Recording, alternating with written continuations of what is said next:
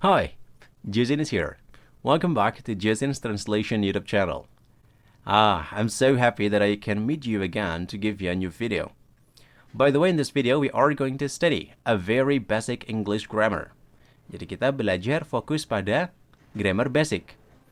Kita udah susun dalam playlist, kita urutkan dari yang paling awal banget sampai pada video ini. Jadi ini serangkaian yang akan bantu kalian bisa belajar dengan urut dan gampang. Kita akan fokus pada video kali ini membahas tentang if conditional type 2. Jadi kalimat pengandaian tipe 2. Kenapa kok ada tipe-tipenya? Ya, benar. Karena setiap tipe ini memberikan konteks acuan waktu yang berbeda. Maka inilah kenapa kita perlu belajar grammar untuk memberikan konteks yang tepat. Oke, langsung aja kita mulai bersama-sama. Let's get started. Nah, pengertiannya terlebih dahulu.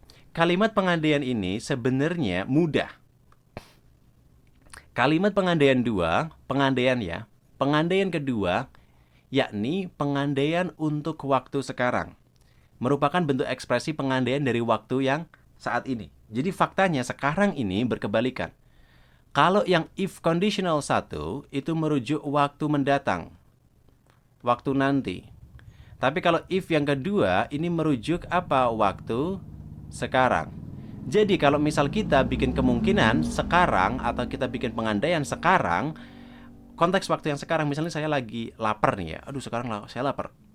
Lalu kemudian, aduh, kalau aku nggak lapar, aku bisa main game nih. Nah, gitu. Jadi sekarang ini saya bikin pengandaian untuk waktu sekarang, yang mana berkebalikan, gitu. Contohnya nih, if you finish your homework, what would you do? Kalau kamu sekarang menyelesaikan PR-mu, apa yang akan kamu lakukan? Jadi, if you finished your homework, what would you do? Jadi konteksnya begini, penanya memberikan pengandaian waktu sekarang. Jadi faktanya sekarang, subjek belum selesai PR-nya.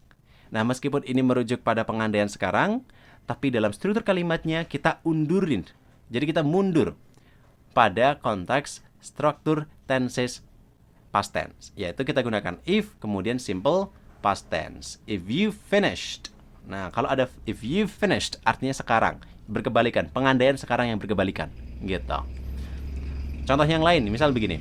I don't know the answer. Nah, di sini ada kata I don't know artinya sekarang. Sekarang aku tidak tahu jawabannya.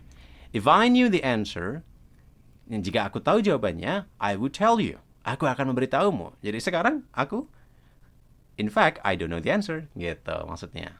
Kemudian, it's raining. Sekarang hujan. So, we're not going out. Jadi, kita nggak keluar sekarang. We would get wet if we went out. Kita akan basah jika kita keluar. Ya, untungnya sekarang kita nggak ke mana-mana. Gitu. Jane lives in the village. Jane tinggal di desa. She likes villages. Dia suka pedesaan. She wouldn't be happy if she lived in the city. Dia tidak akan bahagia jika dia tinggal di kota. Gitu. Jadi konteks waktunya kita sandarkan di keadaan sekarang. Kemudian selanjutnya, dalam pengandaian tipe 2, ketika kita mau menggunakan kalimat yang terutama, kalimat itu kalimat nominal, maka ada dua pengecualian di sini. Jadi if I was or if I were. Setahu kita kalau misalnya kita mau bikin kalimat tenses dan to be untuk was itu untuk subjek I, gitu ya. Dalam pengandaian 2, khusus untuk kalimat nominal, khusus I, he, she, dan it, bisa menggunakan kata hubung baik was atau were. Jadi boleh dua-duanya.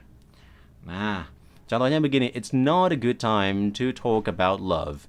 If I was or were you, I would talk about life. Wis. Ini bukan waktu yang baik membicarakan cinta. Jika aku jadi kamu, aku akan membicarakan tentang hidup. Gitu. Kemudian, it will be nice if the weather was, atau were, karena the weather itu merujuk pada it. Itu boleh kita pakai was atau were, better. Akan bagus jika cuacanya lebih baik. Dan sekarang enggak. Gitu. Nah, bagaimana perbedaan dari if conditional tipe 1 dan tipe 2? Nah, ini perhatikan. Bandingkan contoh berikut ini. Pengandaian 1. If you finish your homework, what will you do? Kalau kamu selesai PR-mu nanti, apa yang akan kamu lakukan? Jadi nanti, fokusnya pada pengandaian waktu yang akan mendatang. Tapi kalau yang kedua, if you finished your homework, what would you do? Kalau kamu selesai PR-mu sekarang, apa yang akan kamu lakukan? Jadi konteksnya adalah sekarang. Semoga video ini bisa memberikan penjelasan yang mudah dan cara untuk membedakan if conditional dengan gampang. Itu saja yang bisa Jusin kasih tahu buat kalian, dan kita akan ketemu lagi di video yang lain. Dan semoga dengan ini kalian bisa menambah skill kalian, terutama dalam menguasai ya prinsip-prinsip dasar dalam grammar bahasa Inggris. Oke, mungkin itu saja yang bisa kita sampaikan, dan kita akan ketemu lagi di video yang lain, everyone. So, see ya, international and sociable people. Bye then. Dadah!